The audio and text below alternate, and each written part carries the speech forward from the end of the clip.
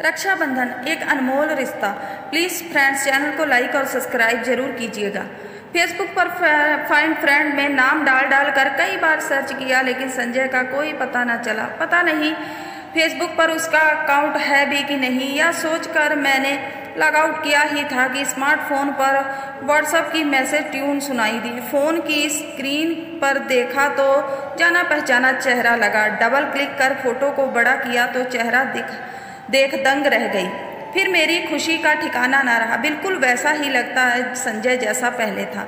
मैं अपने माता पिता की इकलौती संतान थी और 12वीं में पढ़ती थी। पिताजी रेलवे में टीटीआई के पद पर कार्यरत थे, इस कारण अक्सर बाहर ही रहते। घर की आर्थिक स्थिति अच्छी ना होने के कारण हमने डिसाइड किया कि घर का एक कमरा किराए पर दे दिया जाए। बहुत सोच विचार कर पापा ने 2 स्टूडेंट्स जो ग्रेजुएशन करने के बाद आईएएस की तैयारी करने केरल से दिल्ली आए हुए थे को कमरा किराए पर दे दिया। जब वे हमारे यहाँ रहने आए तो आपसी परिचय के बाद उन्होंने मुझे कहा, पढ़ाई के सिलसिले में कभी ज़रूरत हो तो कहिएगा। उनमें से एक, जिसका नाम संजय था, अक्सर मुझसे बातचीत करने को उत्सुक रहता। कभी 10वीं की एनसीईआरटी की किताब मांगता तो कभी मेरे कोर्स की। मुझे उसका इस तरह किताबें मांगना बात करने का बहाना लगता। एक दिन जब वह किताब मांगने आया तो मैंने उसे बुरी तरह डांट दिया। क्या करोगे 10वीं की किताब का? मुझे सब पता है। यह सब बहाने हैं लड़कियों से बात करने के। मुझसे मेलजोल बढ़ाने की कोशिश ना करो। आगे से मत आना किताब मांगने। उसने अपने पक्ष में बहुत दलील दी, लेकिन मैंने नकारते हुए सबको खारिज कर दिया। उस दिन मुझे स्कूल से ही अपनी फ्रेंड के घर जाना था। मैं मम्मी को बता भी गई थी, लेकिन जब घर आई तो जैसे सभी मुझे शक की निगाह से देखने लगे। बस्ता रखा ही था कि मम्मी पूछने लगी, आज तुम रमेश के साथ क्या कर रही थी? रमेश? मैं समझ गई कि यह आग संजय की लगाई हुई है। मैंने जैसे तैसे मम्मी को समझाया, लेकिन संजय से बदला लेने उसी के रूम में चली गई। तुम होते कौन हो मेरे मामले में टांग अड़ाने वाले? मैं चाहे किसी के साथ जाऊं, घूमूं फिरूं, तुम्हें क्या? तुम किराएदार हो, किराया दो और चुपचाप रहो। आइंदा मेरे बारे में माँ से बात करने की कोई ज़रूरत नहीं, समझे? मैं संजय को कहकर बाहर निकल गई। दरअसल रमेश मेरी कक्षा में पढ़ता था। अच्छी पर्सनैलिटी होने के कारण सभी लड़कियां उससे दोस्ती करना चाहती थी। मेरे दिल में भी उसके लिए प्यार था और मैं उसे चाहती थी। सो फ्रेंड्स के घर जाते समय उसी ने मुझे ड्रॉप किया था, लेकिन संजय ने मुझे उसके साथ जाते हुए देख लिया था। थोड़ी देर बाद घूम कर आई तो संजय मम्मी के पास बैठा दिखा। मुझे उसे देखते ही गुस्सा आ गया, लेकिन मेरे आते ही वह उठकर चला गया। बाद में मम्मी ने मुझे समझाया, संजय ने मुझे उस लड़के के बारे में बताया है। वह लड़कियों से फ्लर्ट करता है। उसका तुम्हारे स्कूल की 11वीं में पढ़ने वाली रंजना से भी संबंध है। तुम उससे ज़्यादा दोस्ती ना ही बढ़ाओ तो ठीक है। ठीक है माँ, मैंने उन्हें कह दिया, लेकिन संजय पर बिफर पड़ी। जब तुम मेरी जासूसी भी करने लगे, मैं किस से मिलती हूँ, कहाँ जाती हूँ, इससे तुम्हें क्या? मुझे थाने आने को कहा। पापा दौरे पर गए हुए थे। सो मम्मी ने और कोई सहारा ना देखा, संजय से बात की। फिर ना चाहते हुए भी मैं संजय के साथ थाने गई। वहाँ इंस्पेक्टर ने जो पूछा बता दिया। संजय ने इंस्पेक्टर से मेरी तारीफ की। रमेश से सिर्फ क्लास फेलो होने का नाता बताया और ऐसे बात की जैसे मेरा बड़ा भाई मुझे बचा रहा हो। उसकी बातचीत से इम्प्रेस हो इंस्पेक्टर ने उस केस से मेरा नाम भी हटा दिया। घर आए तो संजय ने मुझे समझाया, ऐसे लड़कों से दूर ही रहो तो अच्छा है। वैसे भी अभी तुम्हारी उम्र पढ़ने की है। पढ़ लिख कर कुछ बन जाओ, तब बनाना ऐसे रिश्ते, तब तुम्हें इनकी समझ भी होगी। साथ ही उसने मुझे दलील भी दी, मैं तुम्हारे भाई जैसा हूँ, तुम्हारे भले के लिए ही कहूँगा। दरअसल गुस्सा तो मुझे खुद पर था कि मैं रमेश को समझ ना पाई और मुझे प्यार में धोखा हुआ, लेकिन खींच संजय पर निकल गई। मेरी इस बात का संजय पर गहरा असर हुआ। राखी का त्यौहार नज़दीक था, सो शाम को आते समय संजय राखी ले आया और मम्मी के सामने मुझसे रमेश के बारे में बताने व समझाने के लिए क्षमा मांगता हुआ राखी बांधकर भाई बनाने की पेशकश कर खुद को सही साबित करने लगा। मैंने कहा मानने वाली थी। मैं पैर पटकती हुई बाहर निकल गई। उसने राखी वहीं टेबल पर रख दी। पापा अगले दिन जम्मू से लौटने वाले थे। मैं और मम्मी घर में अकेली थी। रात के लगभग 12 बजे थे कि अचानक मुझे आवाज़ मारती हुई मम्मी उठ बैठी। मैं भी हड़बड़ा कर उठी और देखा कि मम्मी की नाक से खून बह रहा था। मैं कुछ समझ ना पाई, बस जल्दी से दराज से रुई निकाल कर नाक में ठूस दी और खून बंद करने की कोशिश करने लगी। इधर उधर देखा, कुछ समझ ना आया कि क्या करूं, लेकिन अचानक संजय के कमरे की बत्ती जलती देखी।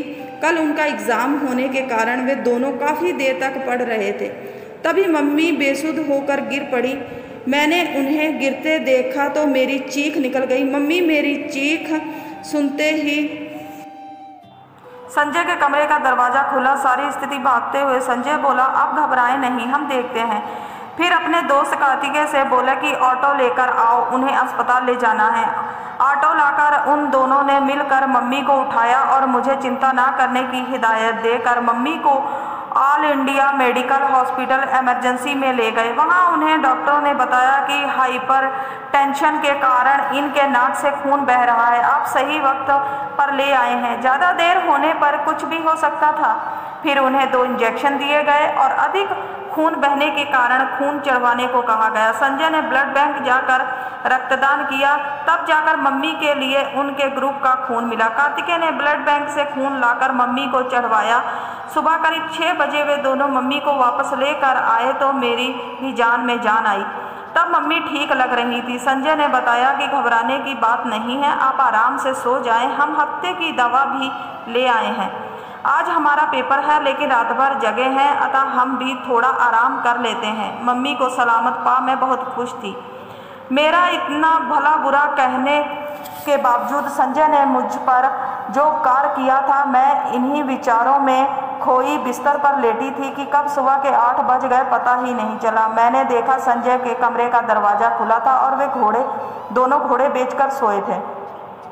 अचानक मुझे याद आया कि आज तो इनका पेपर है, अतः मैं तेजी से उनके कमरे में गई और उन्हें उठाकर कहा, पेपर देने नहीं जाना क्या? हड़बड़ा कर उठते हुए संजय ने घड़ी देखी तो उनकी नींद काफूर हो गई। दोनों फटाफट तैयार होकर बिना खाए पिए ही पेपर देने चल दिए। मैंने पीछे से आवाज़ देकर उन्हें रोका, भैया रुको। भैया शब्द सुनकर संजय अजीब नज़रों से मुझे देखने लगा, लेकिन मैंने बिना समय गंवाए उसकी कलाई पर वही राखी बांध दी जो वह सुबह लाया था। फिर मैंने कहा, जल्दी जाओ, कहीं पेपर में देर ना हो जाए। शाम को जब पापा आए और उन्हें सारी बात पता चली तो उन्होंने जाकर उन्हें धन्यवाद दिया। मैंने भी पूछा, पेपर कैसा हुआ? तो संजय ने हंसकर कहा, अच्छा कैसे नहीं होता, बहन की शुभकामनाएं जो साथ थी। अब मैं और संजय अनमोल रिश्ते में बंध गए थे, जहाँ बिगड़ दुराव छिपाव के एक दूसरे के लिए कुछ करने की तमन्ना थी। मेरा अपना तो कोई भाई नहीं था, सो मैं संजय को ही भाई मानती। स्कूल में जाती तो सीधा उसके पास जाती और बेझिझक उससे कठिन विषयों के बारे में पूछती। कुछ ही दिन में संजय के तरीके से पढ़ने पर मुझे वे विषय भी आसान लगने लगे जो अब तक कठिन लगते थे। घर का कोई सामान लाना हो या अपनी ज़रूरत का, मैं संजय को ही कहती। कभी किसी काम से बाहर जाती तो संजय को साथ ले लेती। वह जैसे मेरा सुरक्षा कवच भी बन गया था। कभी कभी लोग बातें बनाते तो संजय उनको भी बड़े तरीके से हैंडल करता। एक बार एक अंकल ने कुछ कह दिया तो संजय बेझिझक उनके पास गया और बताया, यह मेरी मुंह बोली बहन है, गलत ना समझे। अगर आपकी लड़की अपने भाई के साथ जाती दिखे और लोग गलत समझें तो आप क्या करोगे?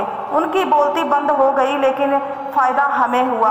अब गली के लोग हमें सही नज़रों से देखने लगे। कुछ दिन बाद मेरा जन्मदिन था। मैं काफ़ी समय से पापा से मोबाइल लेने की जिद कर रही थी, लेकिन हाथ तंग होने के कारण वे नहीं खरीद पा रहे थे। मेरे केक कटते ही संजय ने मुझे केक खिलाया और मेरे हाथ में मेरा मनपसंद तोहफा यानी मोबाइल रख दिया, तो मैं इसे पाकर फूली नहीं समाई। उस समय नया नया मोबाइल चले थे। मैं खुश थी कि मैं कॉलेज जाऊंगी तो मोबाइल के साथ। कुछ दिन बाद उनकी प्रायोगिक परीक्षा समाप्त हुई तो पता चला कि वे वापस जाने वाले हैं।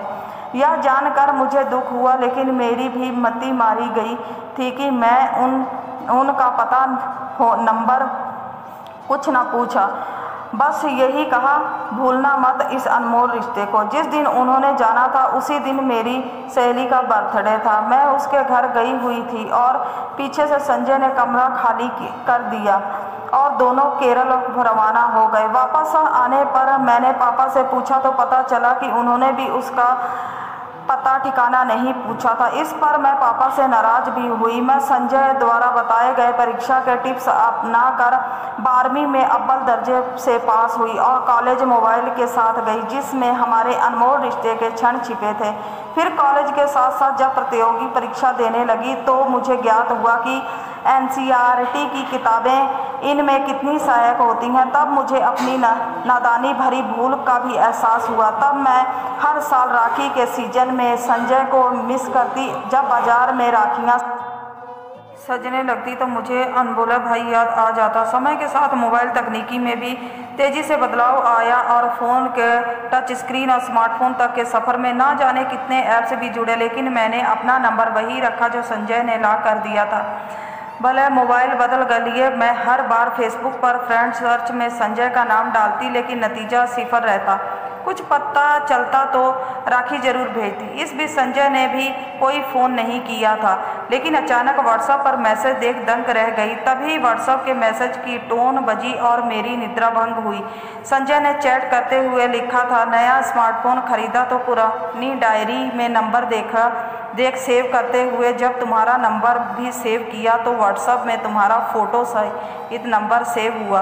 देख मन खुश हो गया। फिर फटाफट व्हाट्सएप पर अपना परिचय दिया। तुम्हें मैं याद हूँ ना या भूल गई?